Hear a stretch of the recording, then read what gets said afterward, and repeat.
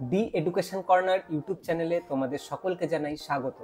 আজ আমরা West Bengal primary TET এক্সামের child development and pedagogy topic থেকে কিছু এমসিকিউ আলোচনা করব। তাহলে আর দেরি না করে ভিডিওটি শুরু করা যাক।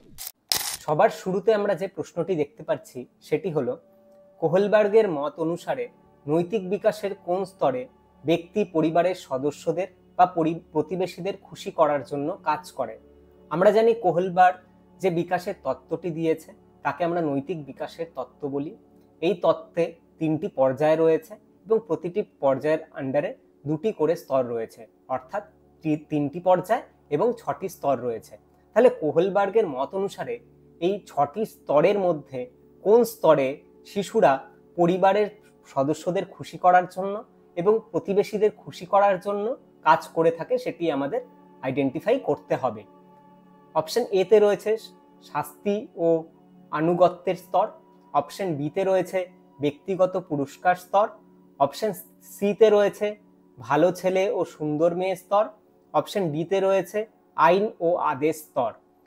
আমাদের এখানে সঠিক উত্তর হলো অপশন নম্বর সি, ভালো ছেলে ও সুন্দর মেয়ে স্তর। আমরা জানি এই স্তরে শিশুরা তার পরিবারের সদস্যদের এবং তার প্রতিবেশীদের খুশি করার জন্য কাজ করে। এই সময় তারা তার পরিবারের মানুষের কাছ থেকে ভালো ছেলে বা সুন্দর মেয়ে এই কথাগুলো শুনতে খুব পছন্দ করে এবং সেই অনুসারে তারা বিভিন্ন কাজগুলি তাদের করে থাকে। এরপর আমরা পরের 2 নম্বর প্রশ্নটি আলোচনা করব। নিচের কোনটি অন্তর্দৃষ্টিমূলক শিখনের সঠিক পর্যায়ক্রম?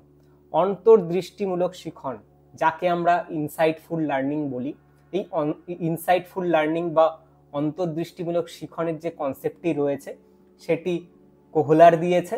তার যে গেস্টাল্ট সাইকোলজি রয়েছে সেখানে আমরা এটি পাই। গেস্টাল্ট সাইকোলজিতে আমরা 3জন সাইকোলজিস্টের কথা পাই, ওয়ার্দিমার, কোফকা, কোহলার। তার মধ্যে কোহলার হচ্ছে সুলতান নামের একজন শিম্পাঞ্জিকে নিয়ে তাদের একটা পরীক্ষা করে। সেই পরীক্ষার শেষে আমরা একটা শিখনের সম্পর্কে আলোচনা করি, সেটি হলো অন্তর্দৃষ্টিমূলক শিখন বা ইনসাইটফুল লার্নিং। এই অন্তর্দৃষ্টিমূলক শিখনের একটি নির্দিষ্ট পর্যায় রয়েছে, সেই পর্যায়টি আমাদের সিলেক্ট করতে হবে। অপশন এ তে রয়েছে প্রস্তুতি, সুপ্ত চিন্তন, অন্তর্দৃষ্টি, যাচাইকরণ। অপশন বি তে রয়েছে প্রস্তুতি, সুপ্ত চিন্তন, যাচাইকরণ, অন্তর্দৃষ্টি। অপশন সি তে রয়েছে প্রস্তুতি, অন্তর্দৃষ্টি, সুপ্ত চিন্তন, যাচাইকরণ। অপশন ডি তে রয়েছে প্রস্তুতি, যাচাইকরণ, সুপ্ত চিন্তন, অন্তর্দৃষ্টি। এখানের সঠিক উত্তর হলো আমাদের অপশন নম্বর এ। সবার প্রথমে হবে প্রস্তুতি, প্রিপারেশন, তারপর হবে সুপ্ত চিন্তন, যাকে আমরা বলবো ইনকিউবেশন, তারপর হবে অন্তর্দৃষ্টি, যাকে আমরা বলবো ইলিউমিনেশন বা ইনসাইট, এবং সবার শেষে হবে যাচাইকরণ, যাকে আমরা বলবো ভেরিফিকেশন। তাহলে আমাদের অন্তর্দৃষ্টিমূলক শিখনের যে সঠিক ক্রম বা সঠিক যে পর্যায় রয়েছে সেটি হলো সবার প্রথমে আসবে প্রস্তুতি, তারপর সুপ্ত চিন্তন, তারপর অন্তর্দৃষ্টি, তারপর হচ্ছে যাচাইকরণ। তাহলে 2 নম্বর প্রশ্নের সঠিক উত্তর অপশন নম্বর এ। এরপর আমরা 3 নম্বর প্রশ্ন যেটি রয়েছে সেটি একটু আলোচনা করব। 3 নম্বর প্রশ্নে রয়েছে, শিক্ষক বা শিক্ষিকা একজন শিক্ষার্থীকে চায়ের কাপের বিভিন্ন অপ্রচলিত ব্যবহার সম্পর্কে জিজ্ঞাসা করলেন।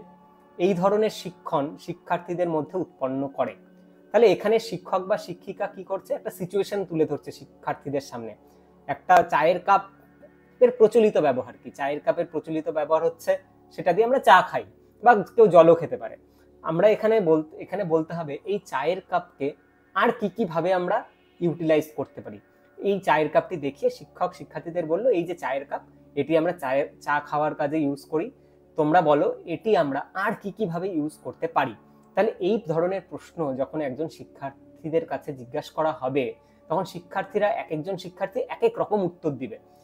এটা কি ধরনের বিষয় বা এর দ্বারা শিক্ষার্থীদের মধ্যে কিসের উৎপন্ন করা হচ্ছে বা কি উৎপন্ন করা হচ্ছে বা কোন ক্যারেক্টারিস্টিক্সটাকে বাড়ানোর চেষ্টা করা হচ্ছে। অপশন এ তে রয়েছে অভিসারী চিন্তন, অপশন বি তে রয়েছে সৃজনশীলতা, অপশন সি তে রয়েছে ভাষাগত ক্ষমতা, অপশন ডি তে রয়েছে মূর্ত চিন্তন। চায়ের কাপের অপ্রচলিত ব্যবহার, তাহলে কি এটা কনভেনশনাল নয়, আনকনভেনশনাল? তাহলে সেটা হচ্ছে আমাদের সৃজনশীলতার আন্ডারে আসবে। তাহলে প্রশ্ন নম্বর যেটা আমাদের 3 রয়েছে সেই 3 নম্বর প্রশ্নের সঠিক উত্তর হলো অপশন নম্বর বি সৃজনশীলতা। এরপর আমরা 4 নম্বর প্রশ্নটি একটু আলোচনা করব। নিচের কোনটি প্রাথমিক স্তরের শিখনের জন্য অপরিহার্য নীতি নয়? প্রাথমিক স্তরের শিক্ষার্থীদের শিক্ষা দেওয়ার জন্য বিভিন্ন নীতি বা রীতি রয়েছে। এখানে নিচে 4টা নীতির কথা বলা হয়েছে, আমাদের আইডেন্টিফাই করতে হবে কোন নীতিটি প্রাথমিক স্তরের শিক্ষার্থীদের পড়ানোর জন্য বা শিক্ষণের জন্য উপযুক্ত নয়। অপশন এ তে রয়েছে ব্যক্তি স্বাতন্ত্র্যকে মূল্য দেওয়ার নীতি। এটা অবশ্যই প্রয়োজন, ইন্ডিভিজুয়াল ডিফারেন্সকে আমাদের অবশ্যই মূল্য দিতে হবে। অপশন বি তে রয়েছে সরল থেকে জটিলের দিকে অগ্রসরের নীতি। অবশ্যই এটা একদম সঠিক। আমরা প্রথমে সহজ জিনিসগুলো শেখাবো, তারপর জটিল জিনিসগুলো শেখাবো। যেমন আমাদের প্রথমে যোগ শেখানো হয়, তারপর বিয়োগ শেখানো হয়, তারপর গুণ শেখানো হয়, তারপর ভাগ শেখানো হয়, তারপর গিয়ে আমরা সরল অঙ্কগুলো শিখি। বা আমরা প্রথমে ধ্বনি শিখি, তারপর বর্ণ শিখি, তারপর শব্দ শিখি, তারপর বাক্য শিখি, তারপর আমরা বিভিন্ন রচনা লিখতে পারি। তাহলে প্রথমে আমাদের সহজ জিনিসগুলো শেখানো হবে, তারপর আমাদের কঠিন জিনিসগুলো শেখানো হবে। তাহলে এই নীতিটিও একদম সঠিক। এরপর রয়েছে সাধারণ থেকে বিশেষের দিকে অগ্রসরের নীতি। এই নীতিটিও আমাদের একদম সঠিক। প্রথমে সাধারণ বিষয়গুলোকে আলোচনা করা হবে, তারপর সেখান থেকে যে স্পেসিফিক বা একদম বিশেষ বিষয়গুলো আছে সেগুলো আইডেন্টিফাই করে দেখানো হবে। তাহলে 3 নম্বর অপশনটাও যেটা রয়েছে সি নম্বর অপশন, সেটাও একদম সঠিক নীতি। তাহলে 4 নম্বর অপশনটাই হবে। তবু আমরা পড়ে নিচ্ছি, শিক্ষার্থীদের যথেষ্ট পরিমাণ তথ্য প্রদানের নীতি। এটা কোনোভাবেই প্রাথমিক স্তরের শিক্ষার্থীদের শিখনের জন্য উপযুক্ত নয়। তাদেরকে প্রচুর পরিমাণ আমি তথ্য দিলাম, কিন্তু সেই তথ্যগুলো তারা আয়ত্ত করতে পারলো না বা সেই তথ্যগুলো তারা বুঝতেই পারলো না, তাহলে সেই শিক্ষণ বা সেই শিক্ষাদান কখনোই সার্থক হবে না। তাহলে 4 নম্বর প্রশ্নের সঠিক উত্তর হচ্ছে আমাদের অপশন নম্বর ডি। এরপর আমরা 5 নম্বর প্রশ্নটি একটু আলোচনা করব। পিয়াজের মত অনুসারে শিশুরা যখন শেখে জলকে বরফে পরিণত করা যায়, তারপর আবার সেই বরফকে তরলে পরিণত করা যায়, এই ধরনের চিন্তনকে বলে। আমরা পিয়াজের যে ডেভেলপমেন্টের যে থিওরিটা আমরা পড়েছি, সেই থিওরিটার নাম কি? কগনিটিভ ডেভেলপমেন্ট থিওরি, বা যেটা আমরা বাংলায় বলি বৌদ্ধিক বিকাশের তত্ত্ব। সেই তত্ত্বে পিয়াজের 4টা স্তরের কথা বলেছে: sensory motor stage, pre operational stage, concrete operational stage এবং ফর্মাল অপারেশনাল স্টেজ। এবং এই 4টা স্টেজে বিভিন্ন ক্যারেক্টারিস্টিক্স গুলো আমাদের বিভিন্ন স্টেজে ডেভেলপ হয়ে থাকে। তাহলে এখানে একটা সিচুয়েশনকে তুলে ধরা হয়েছে বা একটা ক্যারেক্টারিস্টিক্স এর সিচুয়েশনকে তুলে ধরা হয়েছে। আমাদের আইডেন্টিফাই করতে হবে এটা কোন ক্যারেক্টারিস্টিক্স বা কোন বৈশিষ্ট্যর সাথে সম্পর্কিত। বলছে যে শিশুরা জলকে বরফ হয় এটিও তারা জানে, এবং সেই বরফকে আবার জলে পরিণত করা যায় এটিও তারা জানে। তাহলে এখানে যেই অপশনটি বা যেই চিন্তনটি তারা এখানে কাজে লাগাচ্ছে এই সিচুয়েশনটিকে বোঝার জন্য, সেটি কোনটি? অপশন এ তে হলো পর্যায়করণ ক্ষমতা। এটা না, পর্যায়করণ হচ্ছে পরপর বা ক্রমানুসারে সাজানো। এখানে ক্রমানুসারে সাজানোর বিষয়টি নেই। শ্রেণীকরণ ক্ষমতা না, এখানে শ্রেণীকরণ ক্ষমতারও বিষয় এখানে আলোচনা হচ্ছে না। শ্রেণীকরণ কি? আমাদের অনেকগুলো এলিমেন্ট দিয়ে দিল, এখান থেকে তাদের সেই বৈশিষ্ট্য অনুসারে সেই এলিমেন্টগুলোকে আমরা আলাদা শ্রেণীতে ভাগ করতে পারছি কিনা, এখানে এই ধরনের সিচুয়েশনের কথাও বলা হয়নি। এরপর রয়েছে উভয়মুখী চিন্তন বা রিভার্সিবিলিটি। এটাই আমাদের সঠিক উত্তর, উভয়মুখী চিন্তন বা রিভার্সিবিলিটি। উভয়মুখী চিন্তন কিভাবে? বাচ্চারা জানছে যে জল থেকে বরফ হচ্ছে, এটা বাচ্চারা জানছে। আবার বাচ্চারা এটাও জানছে বরফ থেকে জল হচ্ছে। তাহলে একবার সোজাটাও জানছে, সহজ প্রসেসটাও জানছে, আবার সেটা রিভার্স হয়ে গেলে কি হচ্ছে সেটাও তারা জানছে। সোজাও যেতে পারছে, রিটার্নও আসতে পারছে। তাহলে এখানে সঠিক উত্তর হচ্ছে উভয়মুখী চিন্তন। তাহলে 5 নম্বর প্রশ্নের সঠিক উত্তর অপশন নম্বর সি। এরপর আমরা 6 নম্বর প্রশ্নটি একটু আলোচনা করব। নিচের উক্তিগুলির মধ্যে কোনটি পেডাগজির ধারণার সাথে সম্পর্কিত? পেডাগজির ধারণা কি? পেডাগজি কি? পেডাগজি হচ্ছে শিশু কেন্দ্রিক শিক্ষার সাথে সম্পর্কিত। পেডাগজির দ্বারা শিশুদের আরো ভালো করে শেখানো যায়। তাহলে কোনটি পেডাগজির ধারণার সাথে সম্পর্কিত নয়? পেডাগজি আমাদের শিশু মনস্তত্ত্ব অনুযায়ী শিক্ষাদানের কথা বলে। তাহলে এখানে আমাদের 4টি অপশন রয়েছে, কোনটি পেডাগজির ধারণার সাথে সম্পর্কিত নয় সেটি আমাদের আইডেন্টিফাই করতে হবে। অপশন এ তে রয়েছে পেডাগজি শিক্ষার্থীর চাহিদার সাথে সম্পর্কযুক্ত। এটা একদম সঠিক, এটা তাহলে হচ্ছে না উত্তর, এটা সম্পর্কিত নয়, হবেই না। এখানে বলা হচ্ছে কোনটি সম্পর্কিত, সেটা আমাদের এখানে আইডেন্টিফাই করতে হবে, পেডাগজির ধারণার সাথে সম্পর্কিত। তাহলে আমাদের একদম সোজা, আমাদের আর বাকি অপশন পড়ারই দরকার নেই, এটা অপশন নম্বর এ হবে। পেডাগজি শিক্ষার্থীর চাহিদার সাথে সম্পর্কিত। তাহলে 6 নম্বর প্রশ্নের সঠিক উত্তর অপশন নম্বর এ। তবু আমরা বাকি অপশনগুলো একটু পড়ে নিই। অপশন বিতে রয়েছে পেডাগজি সংস্কৃতির প্রভাবের সব পরিপ্রেক্ষিতে উদাসীন। না, সংস্কৃতির পরিপ্রেক্ষিতে উদাসীন পেডাগজি নয়, এটাও তাহলে হচ্ছে না। পাঠ্যক্রম পরিবর্তনের সঙ্গে সঙ্গে পেডাগজি, এখানে লাইনটাই ঠিক করে কমপ্লিট হচ্ছে না, কিছু একটা বোঝাই যাচ্ছে না এই লাইনটা থেকে ঠিক কি বলতে যাচ্ছে, এটিও আমাদের হবে না। পেডাগজি হলো প্রকৃতিগতভাবে বিবর্তনশীল, এটা ঠিক, অবশ্যই ঠিক বিবর্তনশীল, কিন্তু আমাদের সব থেকে যেটি সঠিক উত্তর সেটি হবে অপশন নম্বর এ, পেডাগজি শিক্ষার্থীর চাহিদার সাথে সম্পর্কযুক্ত। এরপর আমরা 7 নম্বর প্রশ্নটি একটু আলোচনা করব। ব্লুমের নির্দেশনামূলক উদ্দেশ্যের সংশোধনের জ্ঞানমূলক ক্ষেত্রে সংযুক্ত ও বিযুক্ত বিষয়টি হলো। এখানে কোশ্চেনটা একটু, ফরমেশনটা একটু কঠিন ভাষায় আছে। এখানে বলতে কি চেয়েছে, ব্লুম যে ট্যাক্সোনমি রয়েছে সেটি আমাদের জ্ঞানমূলক ক্ষেত্রের উপর ব্লুম ট্যাক্সোনমি রয়েছে, যেটি 1956 সালে বেঞ্জামিন ব্লুম দিয়েছিল, এবং পরবর্তীকালে সেটি 2001 সালে ক্র্যাথহল বলে একজন রয়েছেন, তিনি সেই ব্লুম ট্যাক্সোনমির সংশোধন করেন, যেটাকে আমরা রিভাইজ ব্লুম ট্যাক্সোনমি বলছি। এখানে বলা হচ্ছে যে এই ব্লুম ট্যাক্সোনমির যে সংশোধন হয়েছে বা রিভাইজ ব্লুম ট্যাক্সোনমি হয়েছে, সেখানে কোন বিষয়টি সংযুক্ত হয়েছে এবং কোন বিষয়টি বিযুক্ত হয়েছে। অর্থাৎ আমাদের ব্লুম ট্যাক্সোনমিতে 6টা স্টেজ ছিল, এবং রিভাইজ ব্লুম ট্যাক্সোনমিতে যেটা সংশোধন হয়েছে 2001 সালে সেটাতেও 6টা স্টেজ ছিল, কিন্তু এই 6টা স্টেজের মধ্যে একটা স্টেজের পার্থক্য ছিল, সেটা আমাদের খুঁজে বের করতে হবে। আমাদের ব্লুম ট্যাক্সোনমি থেকে কোনটা বাদ গেছে এবং কোনটা আমাদের রিভাইজ ব্লুম ট্যাক্সোনমিতে যুক্ত হয়েছে। কিন্তু এখানে প্রশ্নের ক্ষেত্রে বলা হচ্ছে প্রথমে কোনটা সংযুক্ত হয়েছে সেটা আমাকে খুঁজে বের করতে হবে, তারপর কোনটা বাদ গিয়েছে সেটা আমাকে আইডেন্টিফাই করতে হবে। আমাদের এখানে সঠিক উত্তর হচ্ছে option number D. Option number D কেন?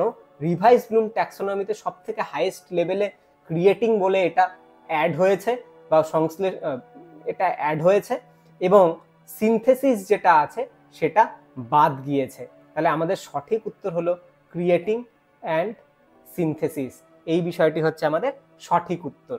7 নম্বর প্রশ্নের সঠিক উত্তর হচ্ছে আমাদের ক্রিয়েটিং অ্যান্ড সিনথেসিস। এরপর আমরা 8 নম্বর প্রশ্নটি একটু আলোচনা করব। ম্যাসলোর চাহিদার উচ্চক্রমিক পর্যায় তত্ত্বে আত্মপ্রতিষ্ঠার চাহিদার প্রতিতুল্য হলো।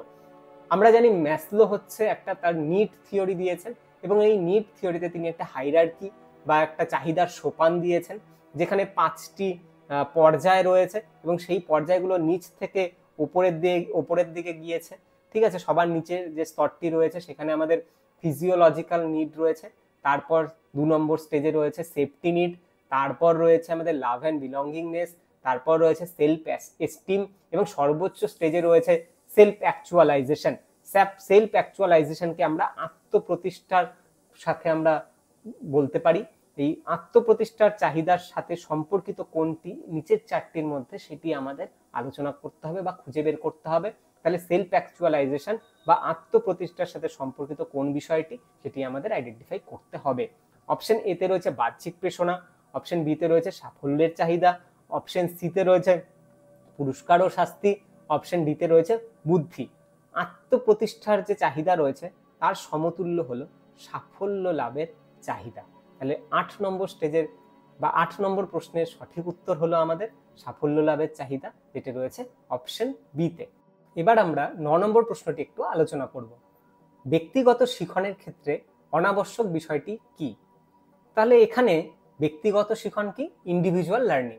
ইন্ডিভিজুয়াল লার্নিং এর ক্ষেত্রে নিচের 4টি অপশনের মধ্যে কোনটির প্রয়োজন নেই বা কোনটা আমাদের অনাবশ্যক, সেটা আমাদের খুঁজে বের করতে হবে। অপশন এ তে রয়েছে তাৎক্ষণিক প্রতিবার্তা। তাৎক্ষণিক প্রতিবার্তা যে কথাটি রয়েছে সেটি একটু শুনে আমাদের কেমন কেমন লাগতে পারে। এটির ইংরেজি হলো ফিডব্যাক। এই নামটির সাথে আমরা সবাই পরিচিত। ব্যক্তিগত শিক্ষণের ক্ষেত্রে কিন্তু আমার ফিডব্যাকের প্রয়োজন রয়েছে, তাহলে অপশন নম্বর এ হচ্ছে না। অপশন নম্বর বি তে রয়েছে ক্রাইটেরিয়ান রেফারেন্স টেস্ট, যেটিকে বলছে মানদণ্ড উল্লেখিত অভিক্ষা। এই বিষয়টি কি, এটা আমরা পরে একটু দেখছি। অপশন সি তে রয়েছে নর্ম ভিত্তিক অভিক্ষা বা নর্ম রেফারেন্স টেস্ট, এই বিষয়টিও কি, এটা একটু পরে একটু আমরা দেখছি। অপশন ডি তে রয়েছে সংকেত প্রদান। ইন্ডিভিজুয়াল লার্নিং এর ক্ষেত্রে কিন্তু আমার সংকেত মাঝে মাঝে দিতে হয়, মাঝে মাঝে ক্লু দিতে হয় আমার স্টুডেন্টসদের। তাহলে অপশন এ বা অপশন ডি কোনোটিই হচ্ছে না। তাহলে আমার সঠিক উত্তর হবে অপশন বি, নয়তো সি। তাহলে নর্ম রেফারেন্স টেস্ট কি এবং ক্রাইটেরিয়ান রেফারেন্স টেস্ট কি সেটি একটু আমরা দেখে নিচ্ছি। ক্রাইটেরিয়ান রেফারেন্স টেস্ট কি? এখানে শিক্ষার্থীদের যে যোগ্যতা রয়েছে সেটিকে আমরা পূর্ব নির্ধারিত কোনো মানদণ্ডের ভিত্তিতে বা পূর্ব নির্ধারিত কোনো স্ট্যান্ডার্ডের ভিত্তিতে আমরা যাচাই করব। এবং নর্ম রেফারেন্স টেস্ট কি? নর্ম রেফারেন্স টেস্টে শিক্ষার্থীদের যে যোগ্যতা রয়েছে সেটিকে বাকি শিক্ষার্থী যারা রয়েছে তাদের সাথে তুলনা করে আমরা একটা র্যাঙ্ক দিব। তাহলে নর্ম রেফারেন্স টেস্টে আমরা কি দেখতে পাচ্ছি? শিক্ষার্থীদের পারফরমেন্সকে বাকি শিক্ষার্থীদের সাথে তুলনা করা হচ্ছে। তাহলে ইন্ডিভিজুয়াল লার্নিং এ বাকি শিক্ষার্থীদের সাথে তুলনা করার কিন্তু কোনো প্রয়োজন নেই। তাহলে আমার এখানে সঠিক উত্তর হলো অপশন নম্বর সি, নর্ম ভিত্তিক অভিক্ষা। এবার আমরা 10 নম্বর প্রশ্নটি একটু আলোচনা করে নিই। কোনো একটি বিশেষ সংস্কৃতিতে কখন এবং কিভাবে ভাষা ব্যবহার করা হবে তার নিয়মাবলীকে কি বলা হয়? তাহলে ভাষার ব্যবহারের যে নিয়মাবলী রয়েছে সেটিকে আমরা কি বলি সেটি আমাদের আইডেন্টিফাই করতে হবে। অপশন এ তে রয়েছে সিনট্যাক্স, অপশন বি তে রয়েছে প্র্যাগম্যাটিক্স, অপশন সি তে রয়েছে ফোনেটিক্স, অপশন ডি তে রয়েছে সিম্যান্টিক্স। সিনট্যাক্স হচ্ছে ভাষার গঠনের সাথে সম্পর্কিত, ফোনেটিক্স হলো ধ্বনির সাথে বা সাউন্ডের সাথে রিলেটেড, সিম্যান্টিক হলো ভাষার যে অর্থ রয়েছে বা শব্দের যে অর্থ রয়েছে তার সাথে সম্পর্কিত, ভাষার ব্যবহারের সাথে সম্পর্কিত হলো প্র্যাগম্যাটিক্স। তাহলে 10 নম্বর প্রশ্নের যে সঠিক উত্তর সেটি হলো অপশন নম্বর বি, প্র্যাগম্যাটিক্স। তাহলে আজ আমরা child development and pedagogy topic থেকে 10টি এমসিকিউ আলোচনা করলাম। আশা করি আজকের ভিডিওটি তোমাদের ভালো লেগেছে। যদি আজকের ভিডিওটি তোমাদের ভালো লাগে তাহলে ভিডিওটি অবশ্যই লাইক করবে এবং আমার চ্যানেলে নতুন হলে আমার চ্যানেলটি সাবস্ক্রাইব করবে এবং তোমার বন্ধুদের সাথে শেয়ার করবে। তাহলে দেখা হচ্ছে পরের ভিডিওতে।